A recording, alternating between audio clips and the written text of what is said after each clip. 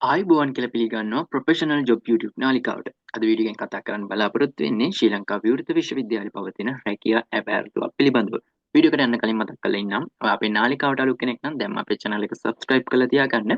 ඒ වගේම මේ වීඩියෝ සම්බන්ධ මොනවා හරි ගැටලුවක් තියෙනවා නම් අනිවාර්යයෙන්ම comment කරන්න. ඒ වගේම රැකියාව පිළිබඳව දැනුවත් කරන්න අපි මේ වෙද්දි WhatsApp channel එකක් නිර්මාණය කරලා තියෙනවා. ඒකට අදාළ link එක description එකේ දාලා තියන්නම්. අනිවාර්යෙන් මේ WhatsApp channel එක follow කරලා තියාගන්න. ඔයාලට ඉතාමත් ඉක්මනින් රැකියාව පිළිබඳව දැනුවත් වීමේ හැකියාව තියෙනවා. එහෙනම් අපි වීඩියෝ එකේ ඉස්සරහට යමු. ශ්‍රී ලංකා විවෘත විශ්වවිද්‍යාලයේ මේ වෙනකොට ඔපරේෂන් ඇසිස්ටන්ට් කියන තනතුර සඳහා ආයුධම් පත්‍ර කැඳවලා තියෙනවා. මේ සඳහා ඇතුළත් වෙන්න බලාපොරොත්තු වෙනවා නම් අපට සාමාන්‍ය පෙළ විභාගයේ විෂයන් 6කින් සමත් වෙලා තියෙන්න ඕනේ එකපාර. එහෙම නැත්නම් ඔයා NVQ 4 වෙනි මට්ටමේ සුදුසුකම සම්පූර්ණ කරලා තියෙන්න ඕනේ.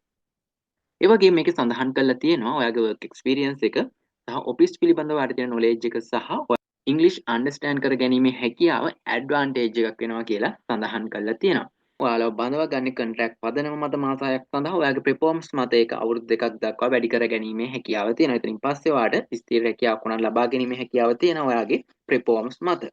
ඒ වගේම මෙතන සඳහන් කරලා තියෙනවා ඔයාලට දෙන allowance එක.